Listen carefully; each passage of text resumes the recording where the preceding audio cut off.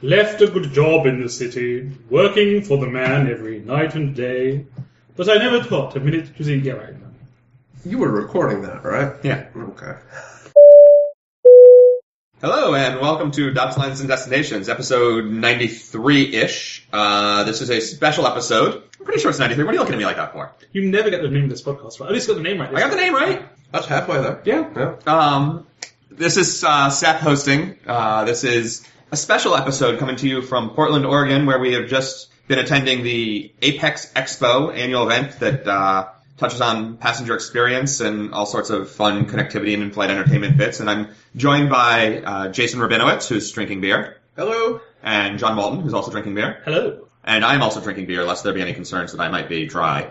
And I don't have a date for this episode because I don't know when it's going to get published. But we're, as we've done for the past few of these types of conferences, sort of doing a wrap-up show and talking about interesting things we saw, interesting things we experienced, things we thought were crappy, and just sort of looking at some of the trends and what it means for travelers these days. So with that said, sort of jump into the concepts of highs and lows and trends and highs. What was good?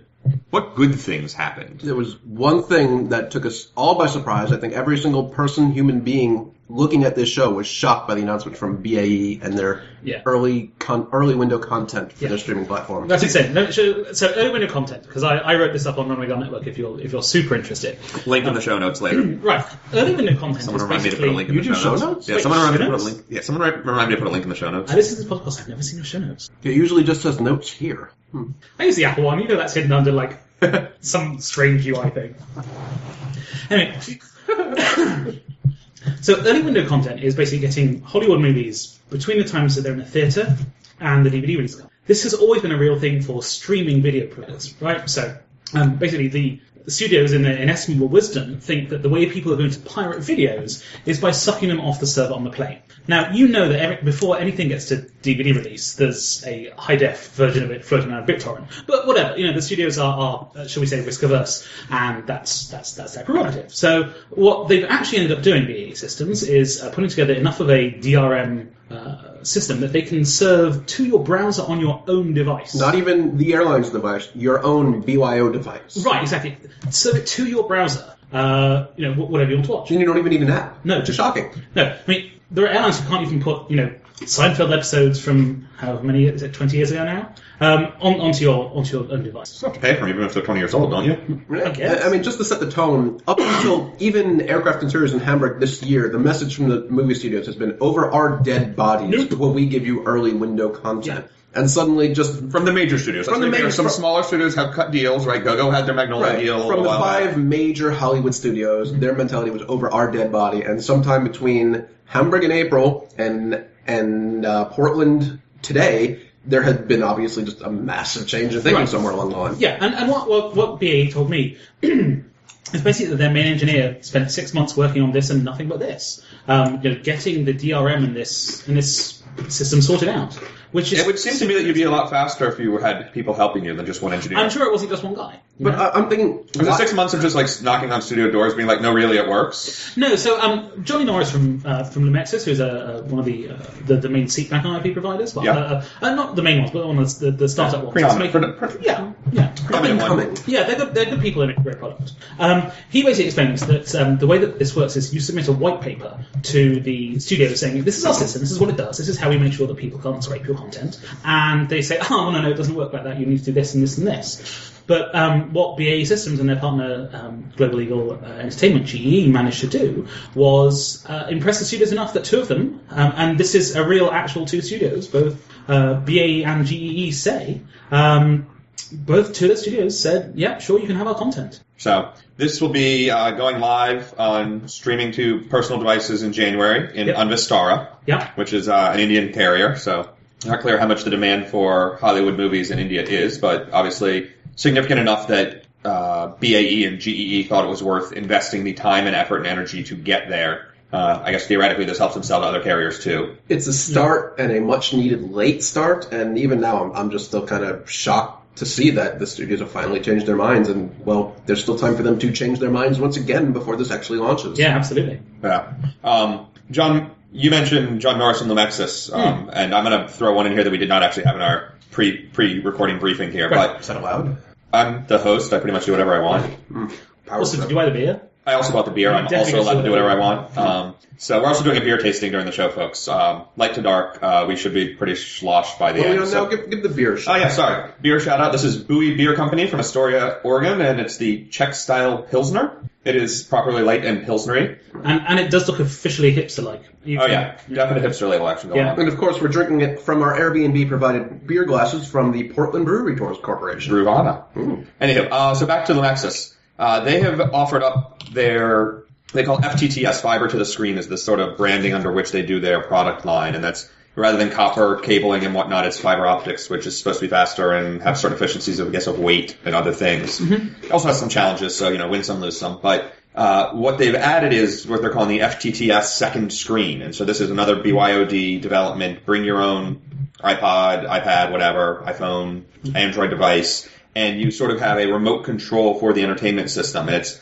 both a remote control and additional features. So you can put a movie on the screen in the seat back, and then separately on your phone have the movie map running, which is by far the most common watched channel of any entertainment system. And now you can do that plus watch a movie. You can play games on it. You can do text-based chat, I think. You can do duty-free or in-flight meal ordering, depending on what the airline sets up. And pretty much anything you can do with the first screen, you can do with the second screen. Right? Except watch movies. What you need the screen for. I was over at the Zodiac booth today, and on their new Rave system, which is coming out shortly in early next year, they were showing off the streaming capabilities, much like Lumexis's fiber second screen experience.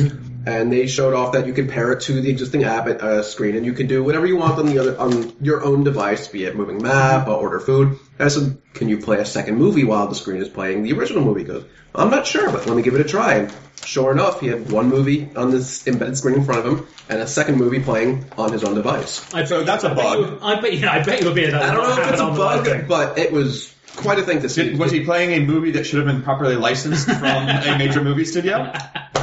It worked, and that's all I care about for now. Have you guys encountered that Rave system in the wild, like on an actual flight? Nope. I saw it running through the halls of an airport once. No, I flew Aristana in Kazakhstan earlier this year. It was great. It was a seriously good system. I was so impressed. I've seen it, on the halls, floors, and in here and in Hamburg, and I was like, oh, hey, that's a nice system.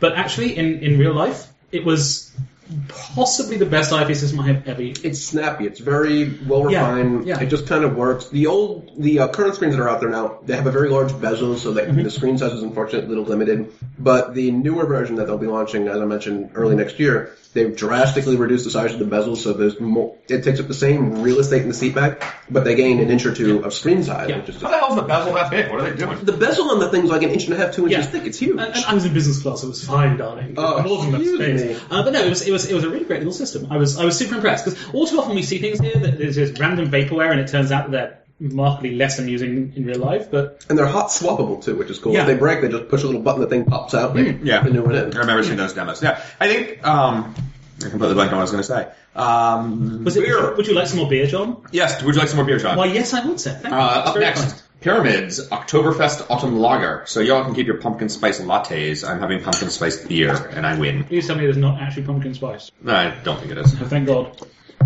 Beer, please. I'll pour yours as well, Jason.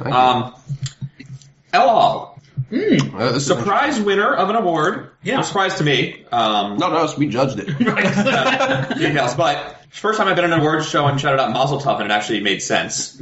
I'm pretty proud of that. Big life achievement. Big life achievement. It took me 38 years, so here I am. They won an award for something that I don't really know or understand, and it's something about their sort of flight deck app incubators. It's called Cockpit. Okay. And it's basically a startup accelerator. Right. Okay. It's an incubator. Right. So I was right about incubator, just not that you got one of the buzzwords right. Yeah. Right. Yeah. So marketing works, by the way, guys. So So as I asked the guy when we were judging the awards, I said, "Is this basically Y Combinator for airlines?" And he said, "Well, that's very flattering, but yes, and it's really cool because part of the problem with a lot of aviation-related startups is that there's two main things that they don't have. One is links into the airlines to get airline experience." Yeah. And the other one is enough funding to keep going and an understanding that this is an industry that moves really slowly, and that actually where a non-aviation startup might have its cycle in 2 years less, it takes that long just to get your first contract. And as someone who first contract, it can take that long to get your first meeting. Right, yeah. As someone who works right now for a travel startup, I know just how long it takes to get meetings with airlines and figure out what you're doing. By the time you figure out what you're doing, you're not actually doing that anymore. You're doing something else. Yeah, when the meetings take longer than the pivots, it's a really big challenge. So it is interesting to see that this is an airline who sort of has a long-term vision and a commitment to certain things. I mean, I've consulted with a number of startups as well, and get calls from people all the time like, hey, can I do this? Will this work? How would I negotiate with an airline to get into their loyalty program as a partner at a favored rate? It's impossible. Well, certainly as a favored rate, it's basically impossible. Like, are you Chase? Do you have $1 billion to spare? Right. Nope. Okay, sorry. So what this program basically does is allows small businesses, startups to have an idea, really build up that idea, and actually have an airline to trial it on. And if it's popular enough, it'll end up on an airline near you. And it's worth noting that once you're in one airline and there's success there is something like the airlines are somewhat lemminged. If you will, which apparently isn't a thing. Lemmings don't really jump off cliffs together, I was told at one point. But they do in the video game. Yeah. They do, I know. So, but anyway, so... Which is, in fairness, how we all know about lemmings. Let's face it. No, but once you're in, and you have a product with an airline, it is much easier. The second sale is infinitely easier than the first. And you might be saying, El Al, that's so strange, why them? But it turns out in Tel Aviv there's actually a huge tech sector and a huge startup sector. Yeah. So it may sound odd, but it actually makes a lot of sense. I mean, El Al, not known for its passenger experience, won a passenger experience. Do you think this is the first passenger experience award they've ever won? Probably. I would imagine so. They won a frequent flyer award at the Freddy's a couple of years ago. Yeah? Or frequent traveler award. I think this was when it wasn't the Freddy's. Okay. But anyway, they have won some things before. But And the best thing about them for this is they have equity in all these startups. So the other thing I was going to say is, right, the old case of like the Virgin Atlantic seat, the patent there, or the Cirrus seat, or all these sort of the seats, like, once you get one that everybody loves, an airline licenses out, basically pays back their investment in developing it. It's the same thing for El Al. If they end up with a successful startup, they own the IP, they have equity in that company, that becomes theirs to license out to the entire industry. Yeah, exactly. And the stuff they're doing is really interesting. It's not what you might think. I mean, one of the things that they've redeveloped the slang kit, but slightly less terrible and a lot cheaper. The what kit? The slang kit. You know, the basically the blanket with holes for your head and arms. We call them Snuggies in the States. Oh. Don't you get basic cable? No. But they basically redesigned that, and it's flat, right? It's a flat blanket with the right holes. Which gets me to thinking, what couldn't you just take a knife to a normal airline blanket? Right. Except you don't get normal landing blankets anymore, do you? Terrible. Anyways, keep going. Anyway, so they did that. They also a startup that I would actually use. It's called Shop and Fly or Fly and Shop or something. And it basically says, on your journey... It's a really long name for a company. Shop and Fly or something I don't know really. Yeah. No, I don't know really. That makes more sense. Absolutely. Better for SEO. Anyway, it basically finds you the cheapest price for a duty-free item on your trip. So let's say you're going from London to Sydney, and you can buy it before landing in London, in Heathrow Airport. You could buy it on the plane with BA. You could buy it in Singapore on your connection. You could buy it on the next flight. You know, there's a lot of really interesting options there. And yeah, I was impressed by the examples I gave. I've actually heard some people trying to make duty-free sort of price comparison apps and get that out there. It's nice to see that someone's actually moving forward with it. And these may not sound like the most impressive or revolutionary ideas from an incubator, but they've only been around for a few months now. So the question is, how do those guys make money? Are they getting a commission on some of the purchases? I'm assuming so. Yeah, you'd think they'd have to have some sort of click-through deal with DFS or one of the other groups where they can like pre-order here and have it waiting and get their 5%. Yeah. They'll figure it out. No, that's really interesting. Really interesting. Looking forward to seeing what comes out of them. Totally.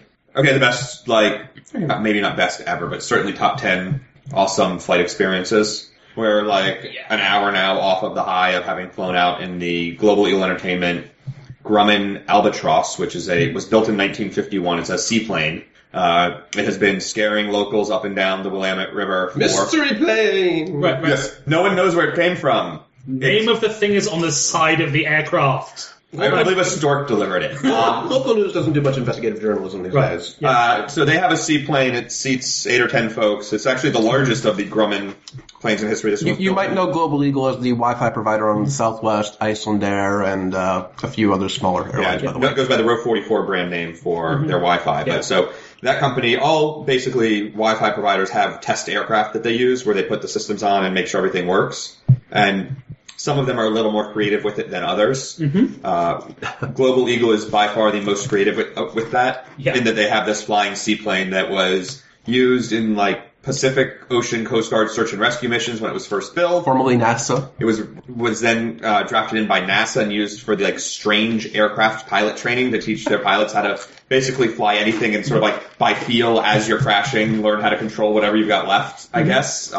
It was in the graveyard or boneyard for a little while, and then they pulled it back into service. And so it's this 1951 aircraft that's got a 2015 radome on top. Right. And unless you think, why would they test it on that? Actually, the really interesting thing is a plane that old has a lot of vibration. Yeah. So, much more than anything you'd normally fly this on. So you need to test with vibration. Right, exactly. Well, they make sure that they can't shake the things apart. I've been told that they actually use the Albatross because the curvature of the top of the Albatross is identical to the 737. So they can slap any radome on this Albatross and it will fit perfectly on a 737. That's also similar to Honeywell's Convair 580. Right. The nose cone, they use that to test the nose cone radars, and that matches the nose cone dimension of a 737 as well, I think. So there are some things like that. But also, flying slow matters, and it's, there's a lot of... that thing flies slow. Oh, it's slow. But it also, we took like a little ferry boat out to the boat that's parked in the middle of the river, and then all of a sudden at one point while I'm lying down in like the nose looking out the spotting window out front, which I guess is where the search and rescue guys would be seated, which is terribly uncomfortable. I don't know how that worked for long-term searches, but I don't think comfort was a priority in the military.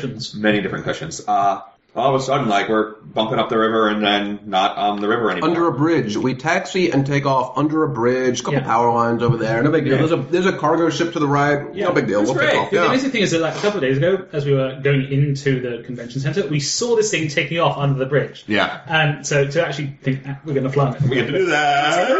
It was so great. It was great. But yeah, it has actually raised the concerns of the locals. There have been a number of calls to the police and various other... Apparently the local news station claims that they're getting direct calls from people trying to find out if this is like legal or real. I don't know why you call it. Or a new local air service. Can I just say that the headline on local news is "Mystery Seaplane Takes Off and Lands on River." The name of it is visible in the photo they use for that story. Yeah. Do you think they actually looked at their own picture? It is local news. It's a mystery what GEE stands for. I'm sure that Google can tell me. Yeah. Maybe try Bing instead. Try Bing. Plane. Anywho, second link. What was the first one?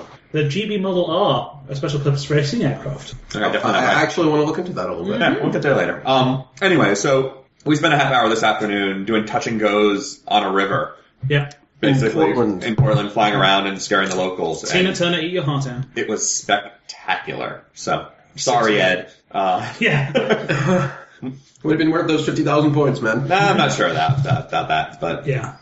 If I had an infinite number of points and there was no time involved, like the time would change also. And I did not then have to take a mid-con red-eye. Right, that's the thing. Like, 50,000 points maybe, 50,000 plus a mid-con red-eye. I don't know. Yeah. Anyhow. I have flown the crazier, but... Yeah. So have I. I did Phoenix to Cleveland on a red-eye once. Ooh. Last continental departure. It was a really bad idea. It was a lot of fun, but that's just... Way to go out on a high there, Continental. Yeah. Nothing says the end of an era like Cleveland. Actually, for Continental and now the new United, Cleveland says the end of era a lot. Yeah. Well, is that the new tourism slogan? Yeah. Well, at least we're not Detroit. Hey, it used to be a hub, but not anymore. So yeah, I mean that was like somewhat good and bad as the high for the show. I mean, I think obviously we all would have really enjoyed that no matter what, but I feel like some shows in the past have had better highs than just like, oh goody, we had some fun. Yeah, on that note, the show Apex this year in Portland was very low-key. The show size was just square footage was very small. There wasn't much going on, not many big announcements. It just didn't have that feeling that you get at AAX where you walk in, you're just overwhelmed and barraged by news. This was just kind of like, walk around, have a good time. There was the one vendor that sent us 8 news releases all at the same time. That was great. Yeah, turning around every single one of those. Now, and here's the thing, right? For any listeners who aren't familiar, APEX is the Airline Passenger Experience Association, which is the sort of the third iteration of this group, which has basically been, in the past, the Hollywood studios and all about putting their entertainment on planes. We're trying to get away from that. Yeah. The problem is new CEO, right? Yeah, new CEO. Joe leader. Yeah, take me to your leader. The problem with this is that they've actually sort of regressed in recent years, and there's fewer and fewer non-Hollywood organizations here. Yeah. And it's challenging. It's really hard. I mean, look. Well, I mean, we're all about in-flight entertainment, but not everybody is, right? I mean, and fools. Yeah.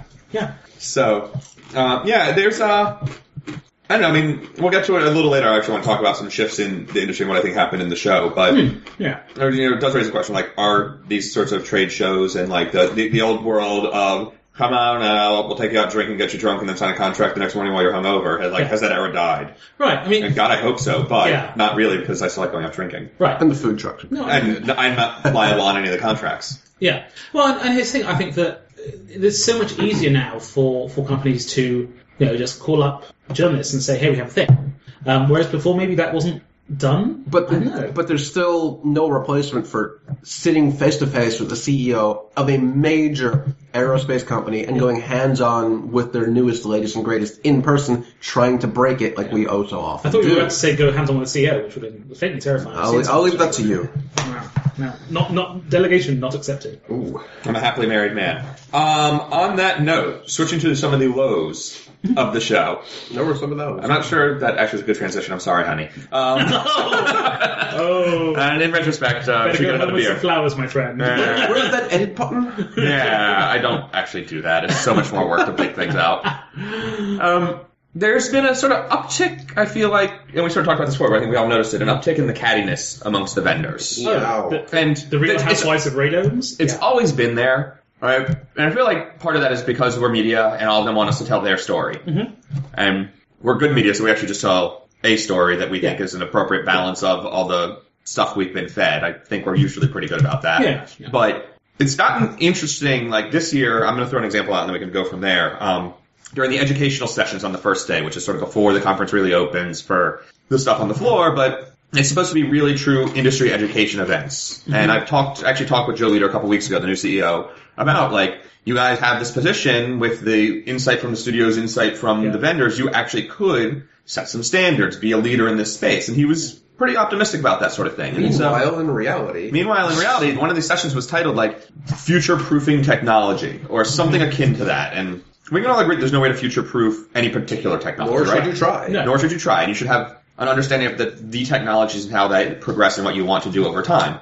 The way they presented that session was a single person from a single vendor stood in front of the room of 150 or so of his peers, plus me, and explained why... we were there too. Are you guys in the back on that one? Oh, yeah. Okay, I was up front, I didn't see you, sorry. So 48 of his peers and us. And basically went off about how his company is the best shit since sliced bread. Mm-hmm.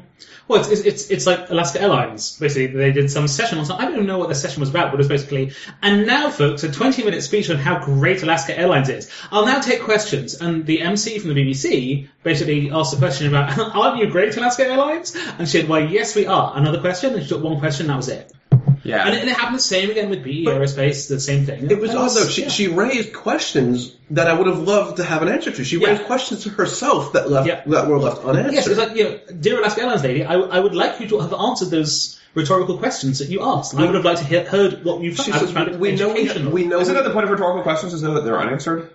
But you kind of feel like the point of an educational thing is that people explore what some of those answers might be. Right. That's why we're here. Yeah. If you're admitting the fact that, we have an issue that our Wi-Fi coverage doesn't extend out to Hawaii, we have lots of Hawaiian flights, and we're working on it, I'd love to be able to raise my hand and ask, what are you doing about it? Mm-hmm. Yeah. But unfortunately... You can't have edge of ground over water. Unfortunately, those questions were not answered. No. My favourite was also BE Aerospace coming in and saying, we've never had a single complaint about the Lufthansa seat, the new business class seat, which is the one that Lufthansa stopped installing. And took out, in fact. Yeah. Yeah, no complaints. We just decided to throw them away for fun. Yeah. They also weren't even able to identify what their own seats were. They put a picture of British Airways' new Club Europe seat, which is the same exact seat as you would find in economy on those aircraft, except it's a block row seat, and they called it premium economy, which in no reality is that seat premium. Yeah. It's either Eurobiz, which is just a block row seat, or economy at the same pitch. Yeah. And they're calling it in front of industry experts in the entire industry premium economy. Yeah, and that pitch is 30 inches. That's not premium by anyone's definition, except possibly Spirit. Ryanair we call it premium as well. Perhaps. They're premium. Their extra legroom is completely worthwhile buying. I have no issue with Ryanair. I've flown Me neither. But anyway, so we've gotten a bit off topic, but I feel like just the cattiness. So to go back to the cattiness bit. So this gentleman who's up on the front presenting.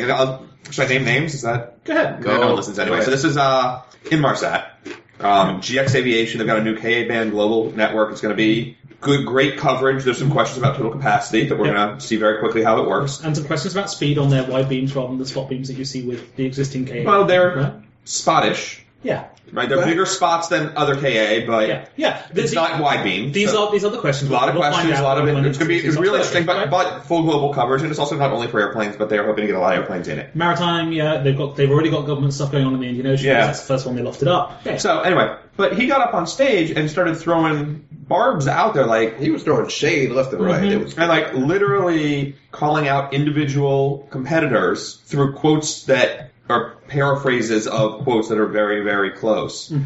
That their executives have been quoted as saying, yeah, we've all heard XYZ megabyte packages are the only real way to price things fairly. We think that's ridiculous and there's no data to prove it. And they are the ones who brought megabyte packages to the world on a recent flight on a certain Portuguese airline.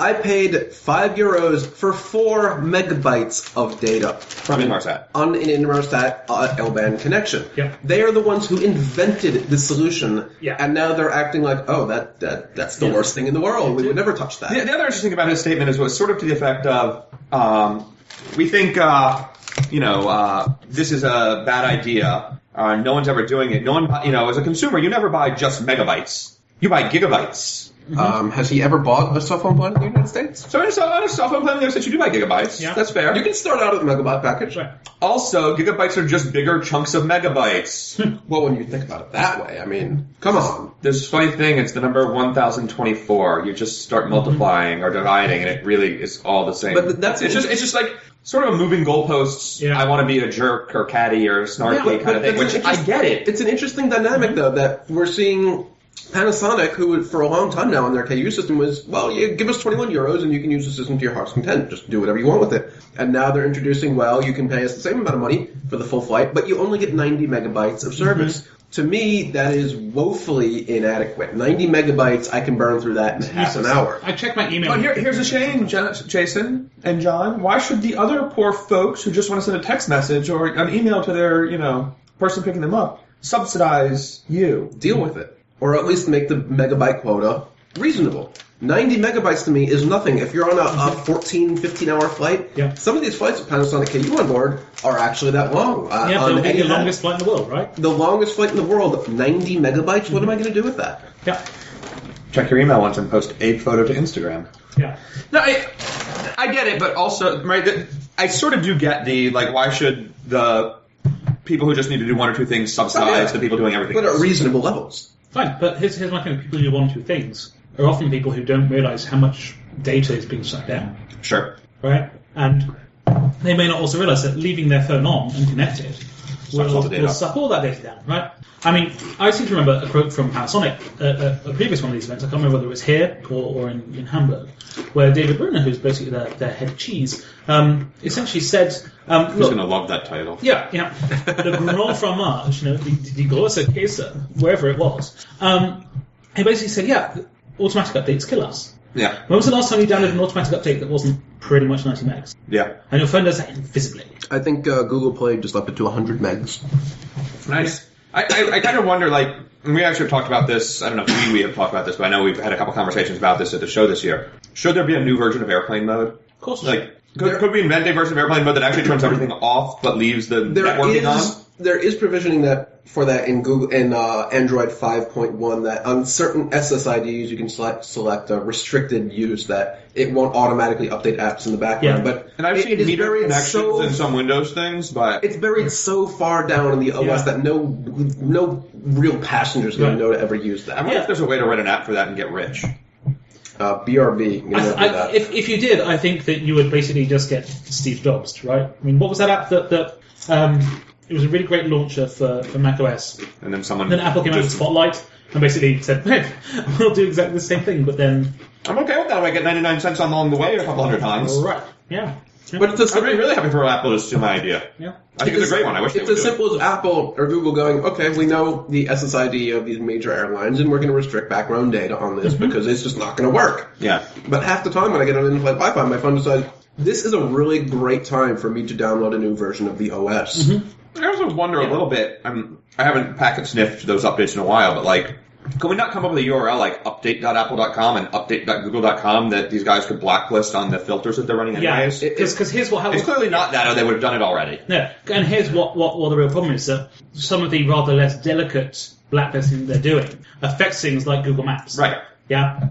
Which is actually a reasonably useful thing that you might want to be doing if you're flying somewhere where you don't have cell coverage. Yeah. No, I have seen those challenges where people, right, I mean, the other day United was blacklisting the New York Times by accident. Well, who would? And they were blocking a lot more than the New York Times. My finger, air quotes are being made here, but by accident.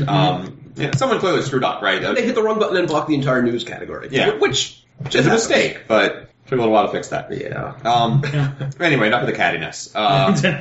Did we talk about cattiness at any point there? No. Okay. Well, no, here's my thing, right? I mean, they're all competitors, and they're all actually friendly people, so it's weird to see. Right. I love when I go to a booth and they all ask me, so, what's going on in the other booth? What are those guys saying? And you go to the other guys and they go, what are those guys saying? They use us in a way to kind of figure out what's going on, which I have no problem with. Do you tell them the truth or just 75% make a little bit up? Yeah, you can just saying. Leave a little wiggle room. Yeah. Just saying. And look, in the dueling gotta have some fun with these guys, right? We love all these guys. They're so friendly to us, but it's you gotta have a little fun with them and make sure you're doing your job. And here's the thing. In the dueling press conference, I made sure that I said, hey, your competitor is claiming this. What's your response to that? Yeah. I've done that with the Inmarsat quote as well. I have had some conversations. It's been interesting, but it's... And that did provide one of the best moments of the show when I basically said to David Boone at Panasonic, so Google says that 2KU will be 50% cheaper than regular KU. His response was, heck no. Yeah. Which became my hashtag for this show. Well, but that's pretty tame for him. Yeah. There's no references to blood. No. But it was so passing. It was just, heck no, that's not right. It was sincere. Yeah. It wasn't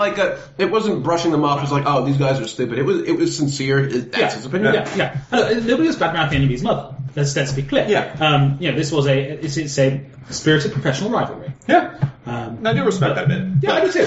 But it's I think what's interesting is it's noticeably more than previously. Right? I don't think it was quite as spirited in prior years. Excellent. I wonder if this mic can pick up Jason opening that beer. I think it's pretty sure. Hold on, there we go. Glug, glug, glug, glug. Did not spill it on the mic. Yeah, it's Stevens. I'd get in a lot of trouble for that. Don't fill it all the way up in a share, jackass. Yeah. Anyway, so moving on from the cattiness. Seat vendors. What seat vendors? What seat vendors? Well, my follow-up was going to be conspicuously missing, but you guys... They're not conspicuous. They don't run the show. You killed the pregnant pause.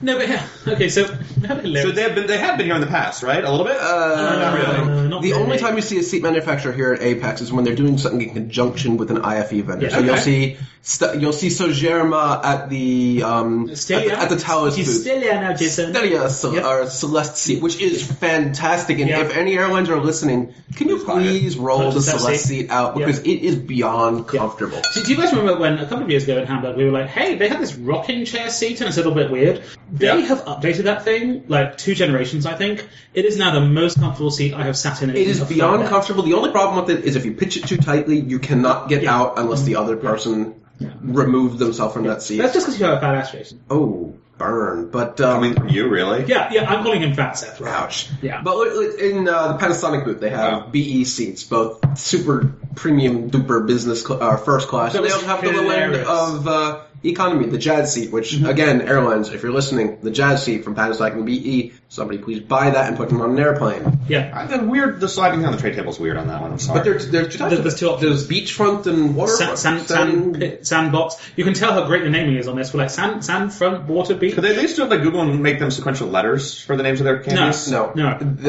And I would hope that the BE Jazz would be, like, these things will be in some way related to music. Like, one is called, Billie Holiday. Aria. You can't use people's names right Right, yeah, exactly. Right. But the Jazz seat is just, I think, personally, it should be the future of an economy seat. But no airline has stepped up to the plate and said this is going to be the future of our seat. They'll take components of it, bits and pieces, and the back of the IFE plating, but nobody has taken the full package, unfortunately. And here's the thing, I realized that spending another episode of this podcast complaining about BE Aerospace, but the funniest thing about this whole thing was BE Aerospace bought like this second-tier airline suite, right? Like, this suite was no better than anything that you'll see on a medium airline with first class, right? Oh, we saw it at AIX. Right. And we took pictures of it at AIX. And this time it had a no photography sticker on it, and the guy from BE Aerospace, who was sort of put up by the folks at Panasonic, who I imagine thought that he was going to answer our questions about anything, he was like, actually, we have no comment on it. No, I can't really tell you anything about what our plans are for first class. No, you might see this on an airline, but I can't tell you what or who's interested in it. Right.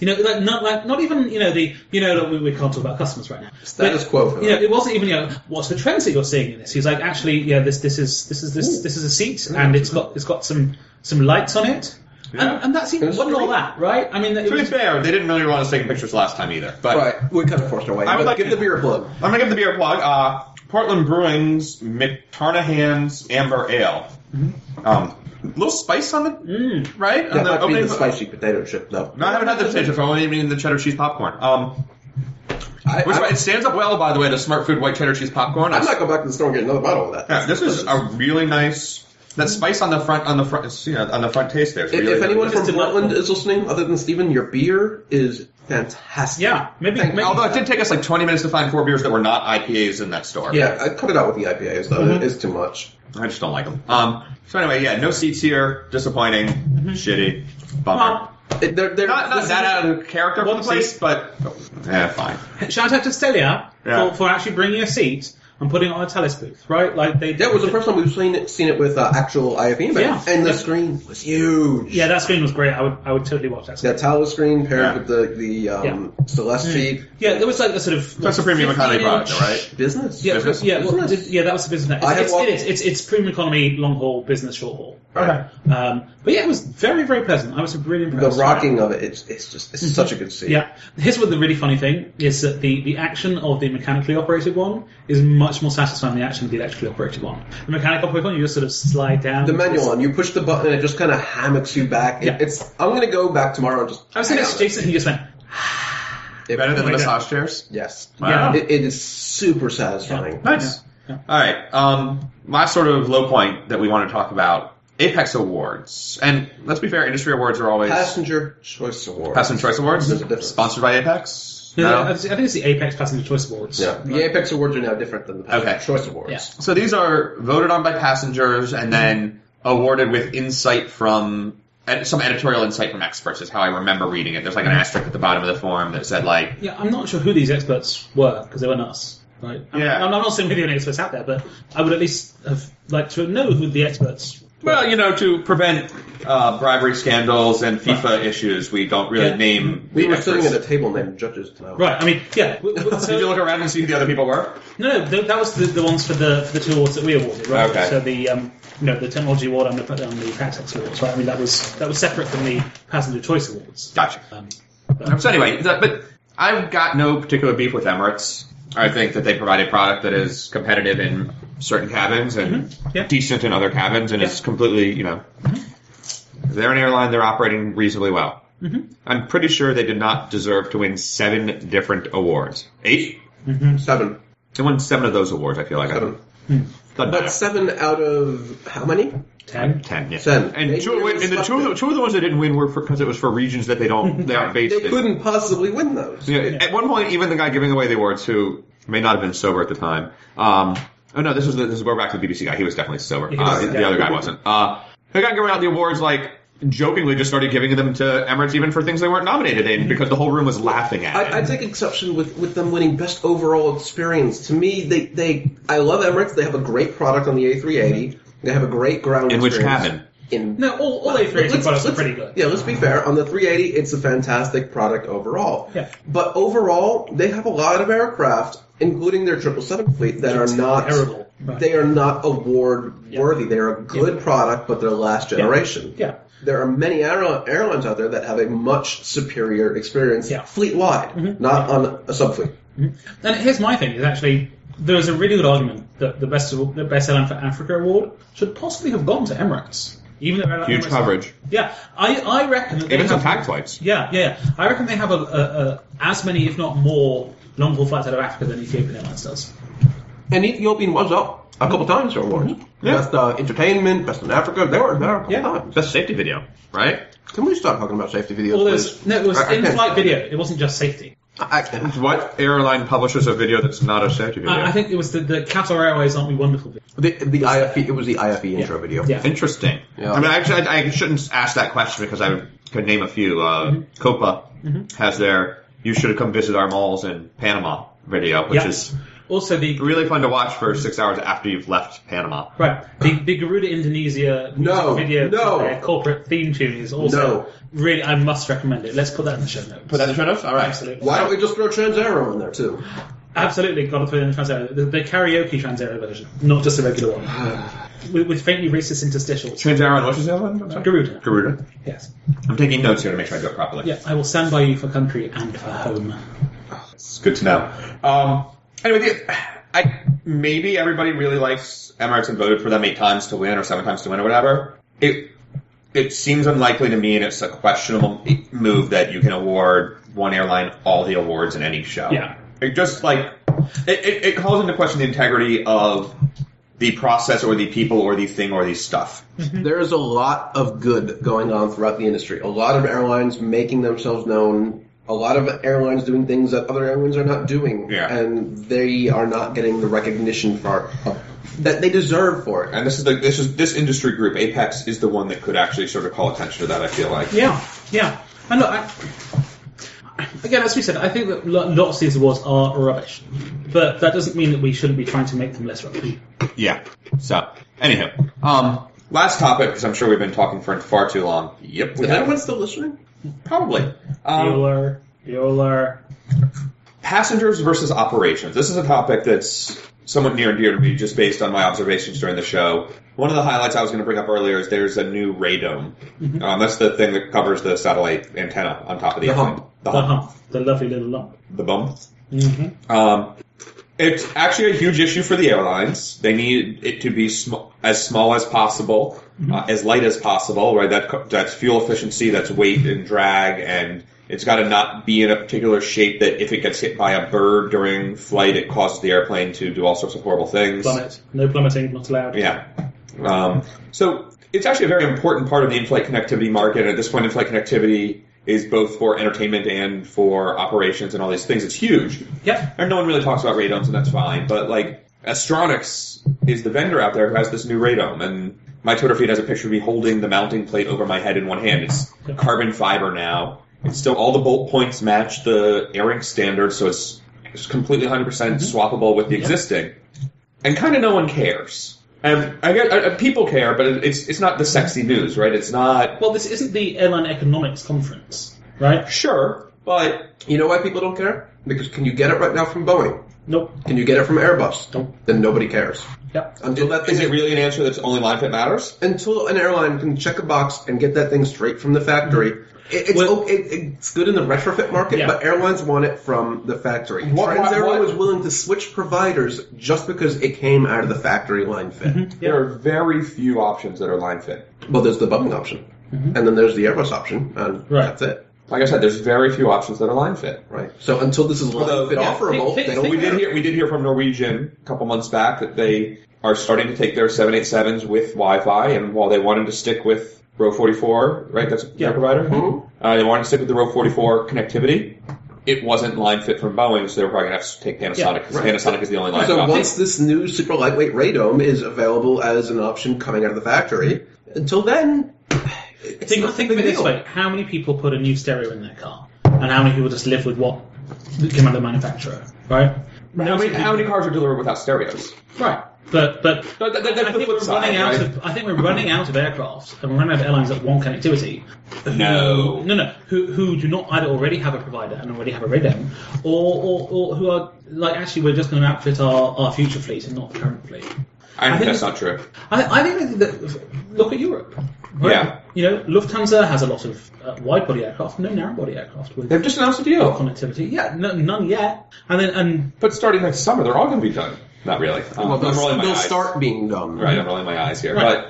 But I disagree with you on that assertion that there's not going to be more retrofits. I'm not saying there aren't any more, but a lot of the low-hanging fruit's been plucked. I continue to disagree with your assessment. You bought the beer. Yeah. Thank God I bought the beer, otherwise I wouldn't be allowed to disagree with John. Yeah.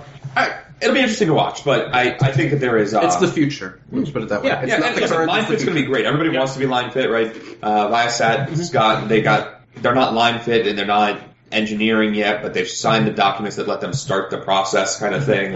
There's a lot of that coming. Line fit will be great, and now that everybody knows they need it, Boeing and Airbus are mostly willing to play ball, though I think Airbus is less willing than Boeing. Yeah, and who was complaining about that? Someone was. Mary, of course. Yeah. No, a vendor. Oh, a vendor. Yeah. I can't remember. Mary was writing about it, though, that there's this kind of weird phenomenon that Boeing seems more willing to work with smaller companies to make line fit offerability than Airbus. And that's in general, not just around the connectivity, the side of things. I almost understand because it's a big investment from the airframer as well, and if it's a small company that doesn't really have many orders, the ROI is tough. Airbus also has a lot of final assembly lines. Yeah, they got to fit 4, and Boeing has to fit 1. Yeah. Although soon to be 2 because hey, we're going to build in China and let Comac. Comac. We're going to trade Comac to assemble aircraft so that then they can just go build their aircraft and steal all our jobs. I mean, I get it. Have you seen Michael Crichton again from like the 90s? Remember Airframe? Yeah. Yeah. I do get the supply chain is super tight. There's a super tight window when the plane is at a specific spot in the assembly line that the equipment needs to be there to be installed. But the industry is just so dominated by major corporate players at this point that there's no opportunity for the small guy to shake things up a little bit. Yeah, but here's my question. If you're Airbus, what do you gain from being able to line fit an aircraft? Especially after they just got burned with Zodiac. The ability to sell more of that aircraft. But they're selling them anyway. How long is the backlog? Yeah. Right, so I'm just saying, but it's hard for me to believe that some of those 5,000 backlog A320s they've got or whatever, which is a ridiculously high number. You just said it yourself. Those vendors are going to want, those airlines are going to want Wi-Fi on board, and if they can't get it, you can't tell me if they can't get it line fit, they're not going to retrofit. No. So, hence my disagreement with you previously, and I brought evidence, biatch. And by evidence, I mean thoughts.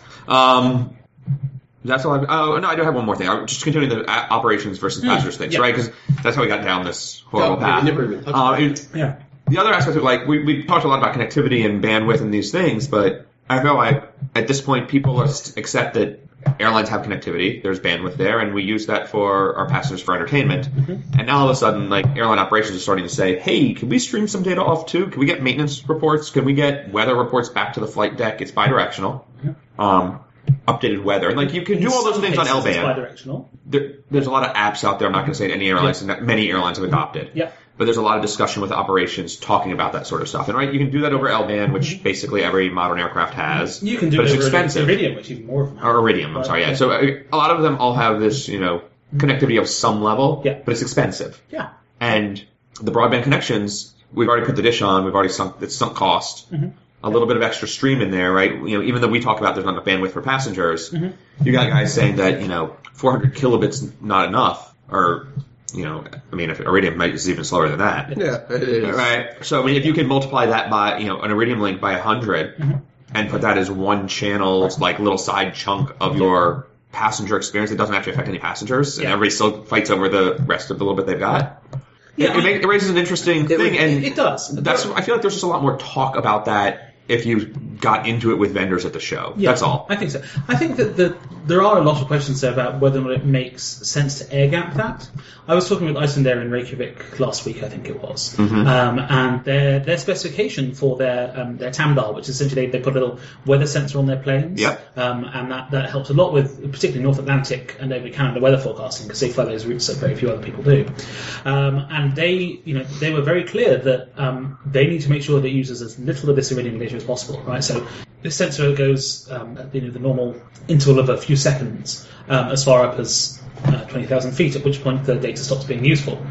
So it goes from there and it checks in much less often from there. And so I think there's a lot of operational benefit, but it also has to be done very thoughtfully to make sure that you're not losing all the benefit by the costs that it encounters. Yeah, no, right. That's the big thing. It's there are these challenges of cost, but part of the situation there is that they really are, by switching to the broadband connections, bringing those costs down. Yeah.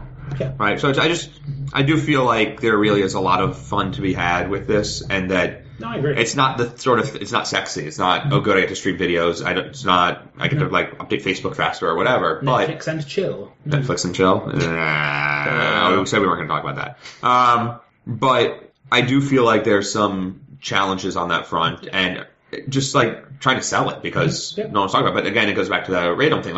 An airline can save $1 million a year on each aircraft. Yep. You know what? It's a lot of money. Yep. I'll retrofit that shit in and don't care that it's not available from Boeing. It's $1 million a year. Yep.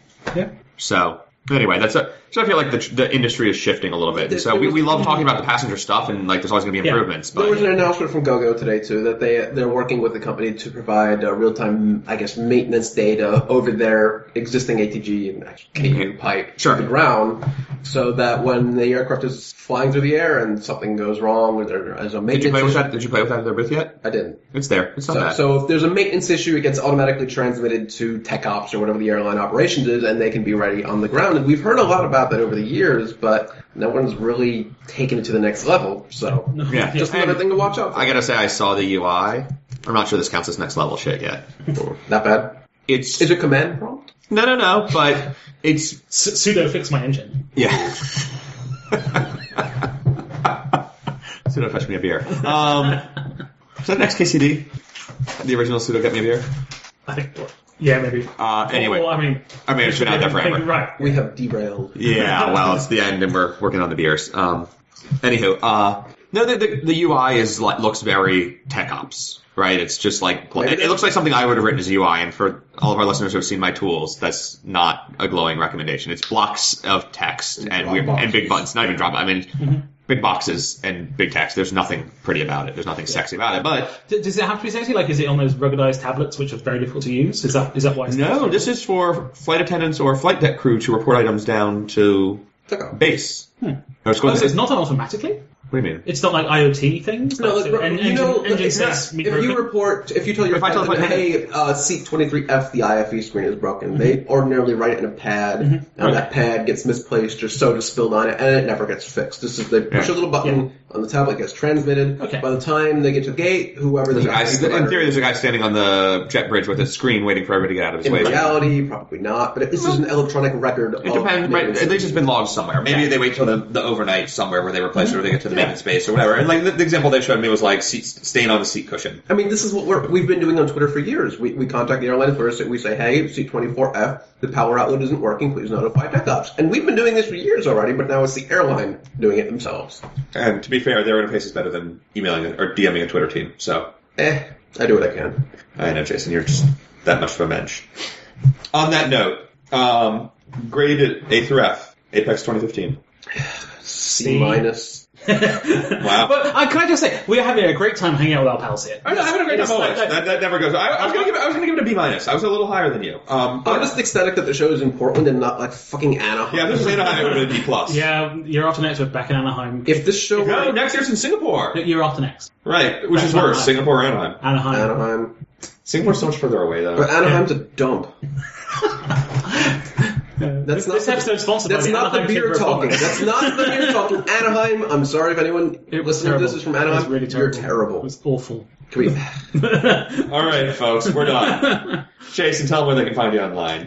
You can find me at Airline Flyer on Twitter, Instagram, I guess even Facebook these days a little bit. Oh my goodness, he's on Facebook. I lurk. I've been known to lurk. You can also find my work product at roothappy.com. I'm on Runway Girl Network and God knows where else these days. On the John. I'm that John on Twitter and Instagram. You can find me on Facebook. Just search for John Walton, aviation journalist. And you can read my stuff on Runway Girl Network, Australian Aviation, and all sorts of other places. He's that John. I am that John. Someone actually called you that this week. That John who didn't know it? Who didn't know it? That John guy. We are also hashtag strangers on Twitter. We are hashtag strangers on Twitter. Strangers on Twitter. Good to know. I am Seth Miller, WINDRME on Instagram and Twitter, and WINDR.ME on the web. Does that mean something in Dutch? No. Okay. You can follow the Dots, Lines, and Destinations podcast at Dots Lines or at moredotsmorelines.com. Can you at least tell the listeners how you got out here? Yeah, tell us about your dots and also lines, Seth. I collected many dots and lines. I flew from... Sorry, this is the worst... You didn't even... This is the worst close to a show ever. It's so relevant how you got out here. This is the worst close to a show ever. Jason, go open the last beer. No, really, Jason, go open the last beer on Thursday. Sudo open him a beer. Sudo open him a beer. Tell the listeners how you got here. I'm going to get so fired from hosting ever. I got one of the $70 Transcon deals on United, so I flew LaGuardia, O'Hare, LA. I left my laptop on the plane in O'Hare as I landed and noticed it an hour later, and the gate agent, I ran off the plane after I'd already boarded in Chicago, headed to LA, and the gate agent called several people and swore that it was lost, and then suddenly it was found, and I gave her a huge hug, and it was great. It's a porter, John, just drink it. But then once I got to LA, I flew based on the theory that, flights up and down the West Coast are always reasonably cheap. And it was reasonably cheap, but for the same price, I could either fly nonstop Los Angeles to Portland on Alaska at 10 p.m., or about an hour and a half after I was scheduled to land there, thanks to the United arrival, I could fly on Alaska/Horizon and do LA to Santa Rosa/Sonoma County. Oh, is that where that is? Okay. And then from there up to Portland as well. So it was actually the same plane, same crew coming through. One of the few times I've ever gate checked a bag and left it on the little cart on purpose. I actually asked, I'm just coming right back. Should I leave my bag or take it? She's like, nah, anything doesn't get picked up, we just put back on the plane. I'm like, that doesn't actually seem like a safe plan. Right. But sure. Yeah. Meh. And she let me back in the secure side. It was actually really nice, but got to fly low and slow over the vineyards and whatnot. I bet that was very pretty. It was beautiful. I've got some photos, I hope, somewhere. But anyway, yeah, so I actually picked up some great lines, and that STS dot is one that I quite relish. So, well, I drove from Washington, D.C., so... Yeah, that's a line, but that was not a good one. A different sort of line. No, I'm sorry, it went through the U.S. Air Force Museum, which was amazing. Yeah, I actually envy you Minuteman more than that. Yeah, the National Minuteman Missile Historic Site was absolutely fantastic. So, well worth it. Should you find yourself in Kadoka, South Dakota. And that's where you can find Seth on the internet. And so, you can also follow the Dots, Lines, and Destination podcast at Dots Lines on Twitter or moredotsmorelines.com. We've got a Facebook page that no one ever listens to, reads, or watches. But some of you all listen to the actual podcast, so that's, the best part. Anyway, also, Black Boss Porter and John really... Oh, this is Polish? What the fuck did I do there? Oh, you got a Polish beer in Portland? Sorry, guys. I also one. I'm allowed to say it once, and it'll be PG-13. We're done now before I do anything else Click wrong the button. tonight. Get out of here. Bye.